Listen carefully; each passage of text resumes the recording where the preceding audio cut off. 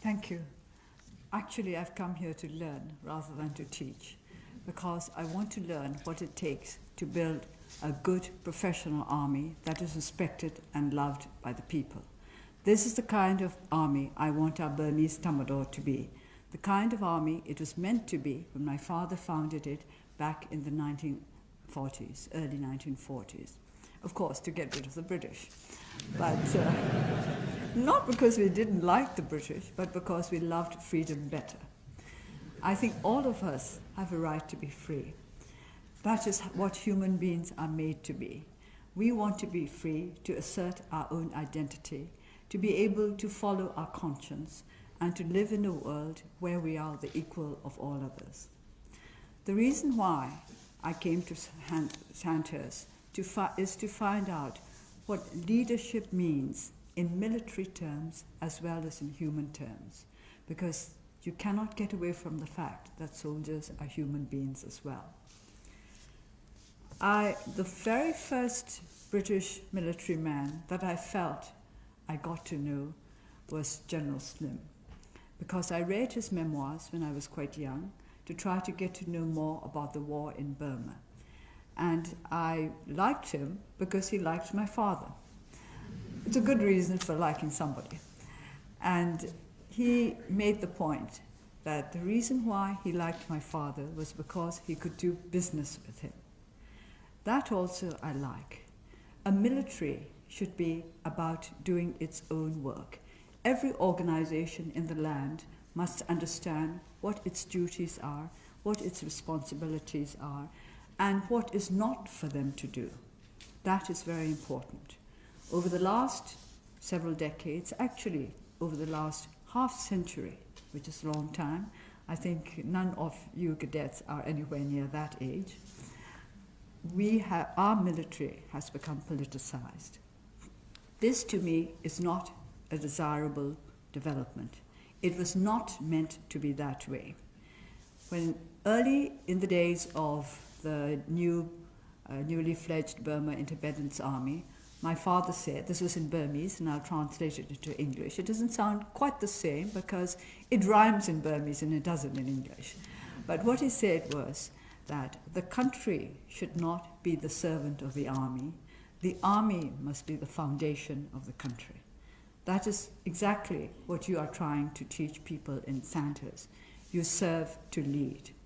We had a small discussion this morning as to whether to serve to lead was the same as to lead to serve. And we came to the conclusion that it is not the same, and it is better to put serve in front of lead, because the essential thing is service. Service that is rooted in strong principles. You have to understand what service is in order to be able to serve correctly. I said earlier that the first British military figure with whom I became familiar was General Slim. And I want to talk a little bit more about him because in a book about the Indian Army, A Matter of Honor is the title of the book, he was described by Philip Mason as a complete man. I thought that this was the greatest compliment that any man could be given, that he was a complete man.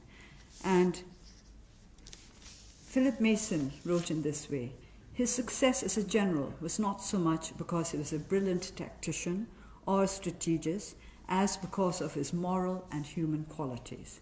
He was a complete man, an integrated character, following a straightforward course with modesty, courage, energy, and resource. I agree with this assessment of a complete man. You can be a complete man whether you are a military man or a civilian. And what we need in our country is an army that recognizes the worth of civilians and the importance of civilian authority over the military. All of you here are trained for leadership, but what I find most interesting is that all of you here are trained to be leaders under a civilian authority. This is something that you are taught, perhaps not so obviously, but this is the training that you receive every day. That although you are trained to be leaders, you also have to be followers, good followers. This again we discussed this morning. Do you need to be a good follower to be a good leader? And the answer was yes. Because unless you know what kind of qualities are desirable in somebody who is leading you, you yourself will not be able to develop those qualities. Leadership ultimately is about making the right decisions at the right time. That is how I see it. And sometimes these decisions have to be made under enormous pressure. People may question, is physical hardship really necessary to develop leadership qualities? And I think the answer is yes. Not because there is virtue in physical suffering itself, in physical hardship itself, but because you have to be trained to develop what has been described as grace under pressure. Even under circumstances when you are under the greatest pressure, you must be able to keep a mind that is cool enough and quiet enough to be able to make the right decisions. The decision of somebody who is in a position of leadership can be crucial for all the followers.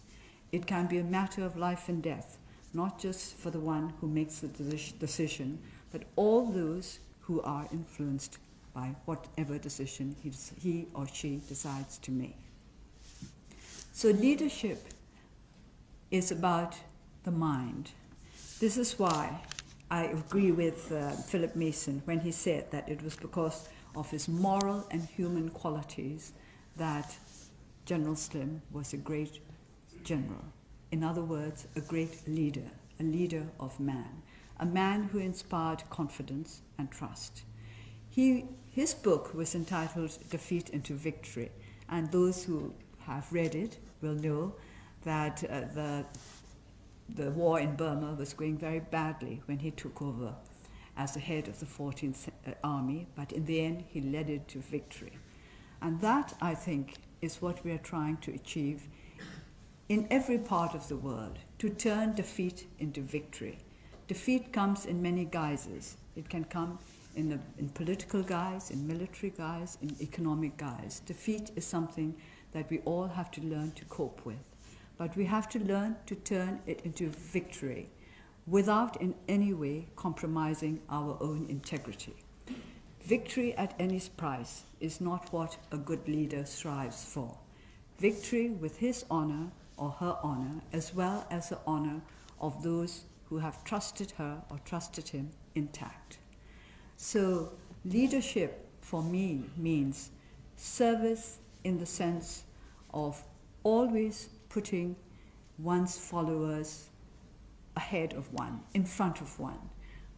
They are the ones who really matter, not you yourself, who may be in a position of leadership, but whose worth will be decided only by what he or she manages to achieve for those who have accepted his or her leadership.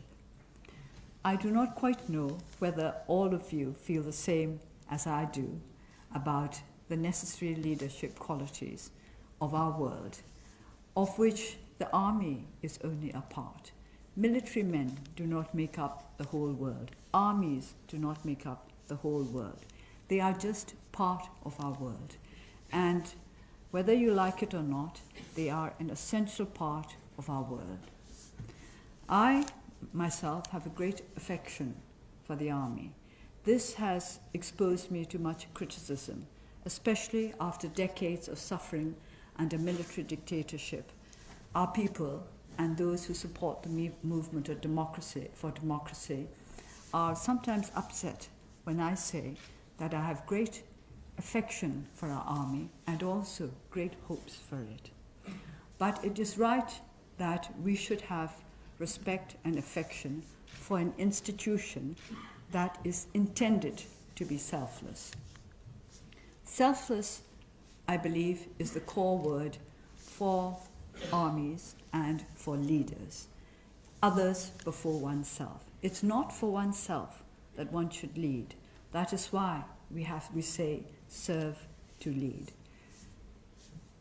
When General David Richards visited Burma a few months ago, we met him at the legislature, and a question was put to him.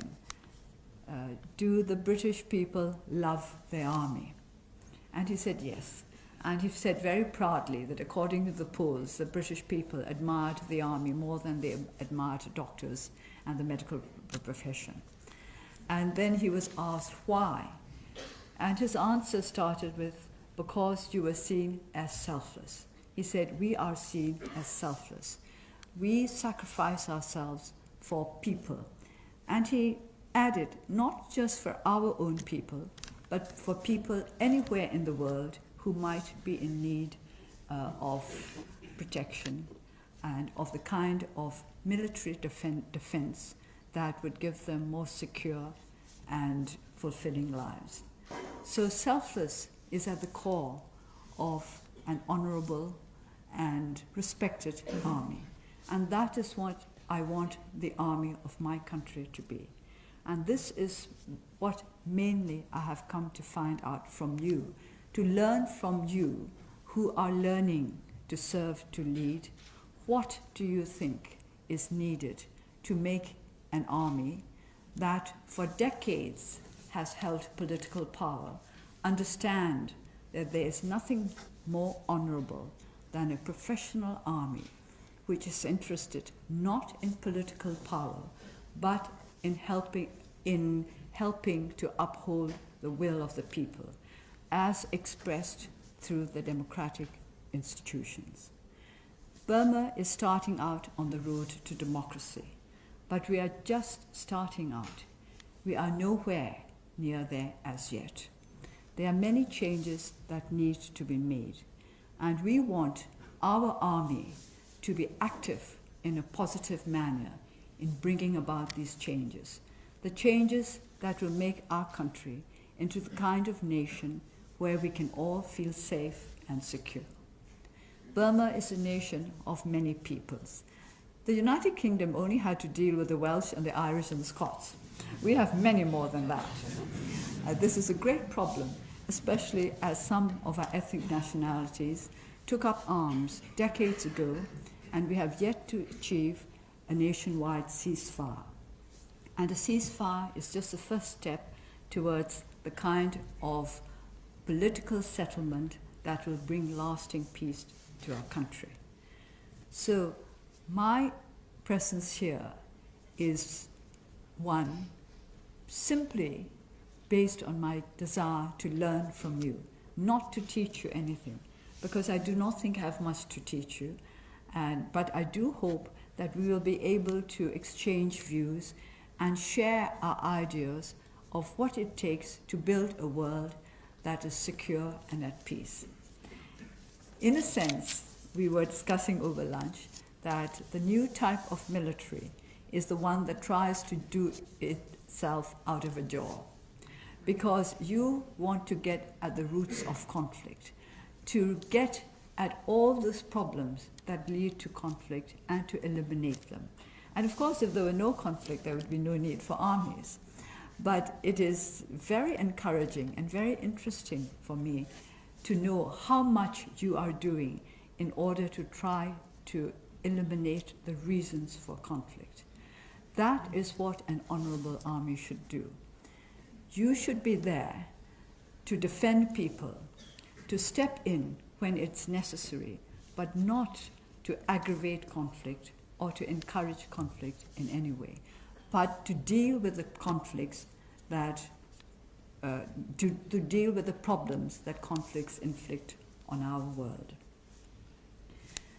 It has always been a matter of interest to me that the ancient Greeks seem to have respected their heroes more than the gods. And it seemed to me the main reason was because heroes were mortal, and therefore they sacrificed a lot more in following their conscience and in trying to protect the people whom they wished to protect, than the gods who were immortal and invulnerable. When Ulysses was given the choice either to remain a captive of a goddess or to go back to his own country, he chose to go back because he said he wanted to live fully like a man, and he was prepared to accept mortality rather than to be an immortal and not meet the challenges which any human being, any brave human being, should be prepared to meet. So, like Ulysses, I think we are all on a journey, a voyage throughout life, as mortals, and we have to live as mortals as best we can, and to fulfill our own potential as mortals as best we can. And I think this is one of the skills that Sandhurst is trying to instill in its inmates, in all its cadets.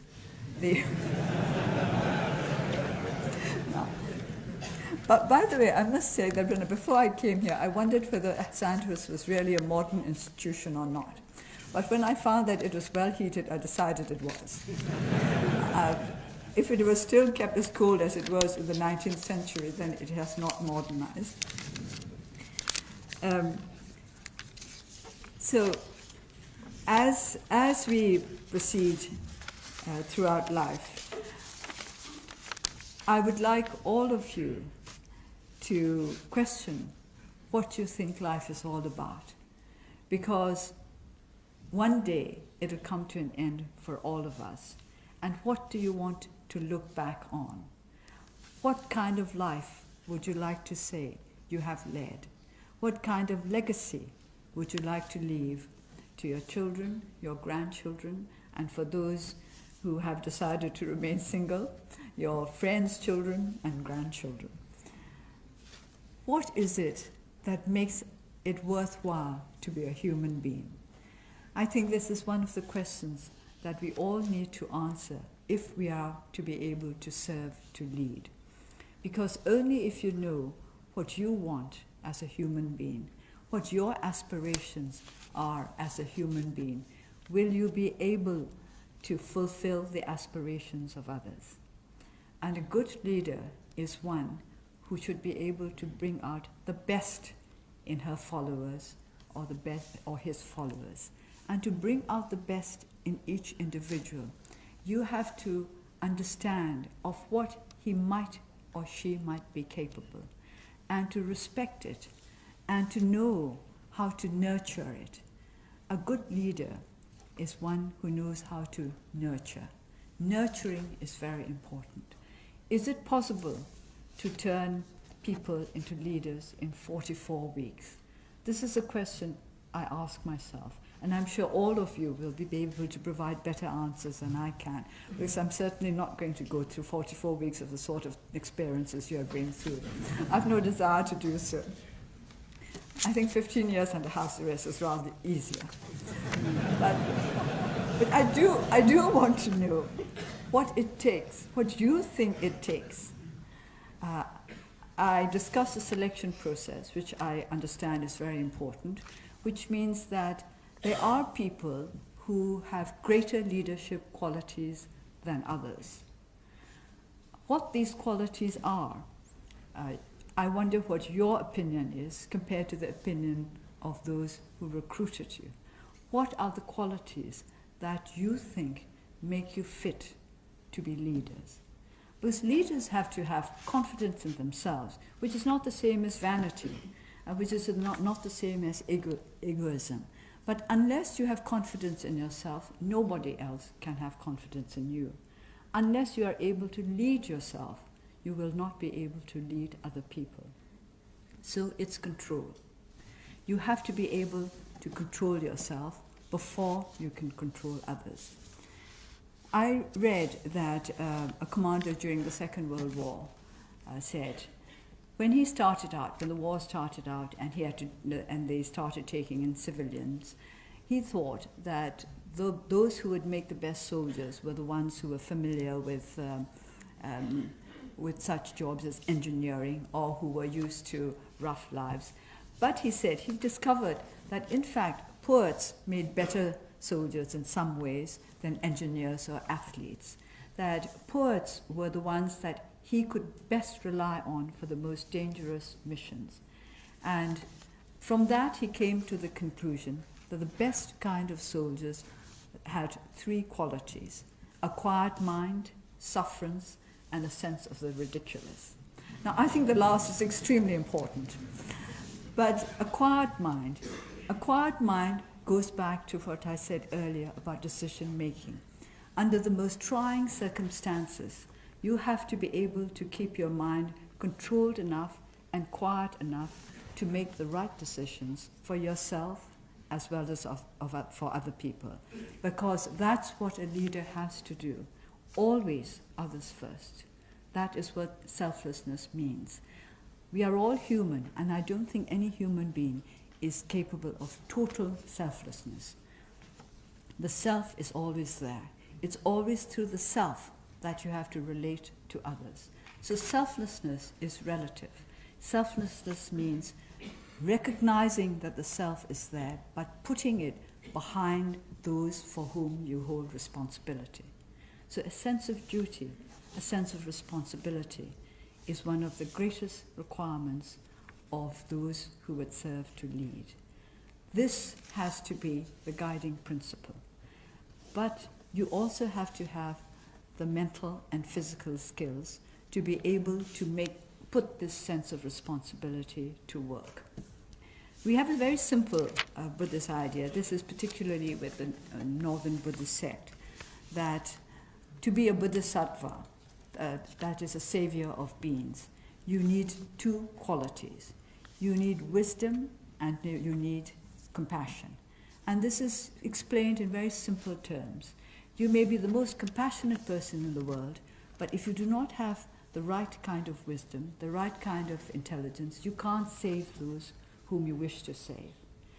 On the other hand, you may be the most intelligent, the wisest person in the world, but if you have no desire, if you do not have the compassion to save others, you will not be able to do so. In a sense, this is true for the military profession as well. You have to have the desire to protect, to defend, to do the best for those whom you are serving. But at the same time, you need the skills and the ability to be able to do so. It's not enough wanting to serve. You have to know how best to serve. And I think this is what you are being taught here. And this is what I would like to hear from you. How you think you are taught to serve those whom you wish to serve. How best you can use your abilities to serve others. I want to leave a lot of time for questions and answers, so I just want to conclude now again by going back to Ulysses. Now this is from the famous poem by Tennyson. I never liked Ulysses when I read about him as a young girl because I thought he was a bit of a smart aleck and not a bit sly, and I really didn't quite like what he did to the Cyclops, which I didn't think was very kind. But after I read Tennyson's poem, I changed my mind about him because I saw him in a new light. This was supposed to have been written when he was old and he had already handed over the reins of his country to his son. And he was thinking about his old comrades. And the ending is well known, and I'm sure most of you know it already, but I hope you will allow me to read it again. We are not now that strength which in old days moved earth and heaven. That which we are, we are. One equal temper of heroic hearts, made weak by time and fate, but strong in will, to strive, to seek, to find, and not to yield. To me, these are the enduring qualities that make for good leadership. Ulysses had been made weak by time, but sometimes you may have been made weak by circumstances, physical disability, other circumstances. But yet the will has to be there, the will to strive, to seek, to find, and not to yield. I'm glad this starts with striving, because that should be an essential part of human endeavor. The desire and the ability to strive for something better. However weak you may be, you can always strive for something better. To seek, to strive to seek, to find. You strive and you seek in order that you may find. So it should not be an empty exercise, but one with a goal. You do have to have ideals, goals. You do have to have a knowledge of what it is that you want from this world, from yourself, from others, from the society in which we live. So being a leader, to me, is not a simple desire to serve, but to know how to serve and to have an idea of what you are serving for, what the ultimate goal is. You have to know where you are heading. If you don't know where you are heading, how will your followers know where they should go? Those who lead must know where it is that they're heading for, what their ultimate goal is, what they want to achieve, not just for the moment, not just for the next year, not just for the time that they are serving in the military, but for the time, and not even just for the time that they are on this earth, but for the times that are to come. To have a vision that goes beyond your immediate concerns. So to me, ultimately, that is service. A vision that goes beyond your own ultimate concerns, that is meant to benefit mankind, because each and every one of you is part of that body of humankind that makes up our world today. Thank you.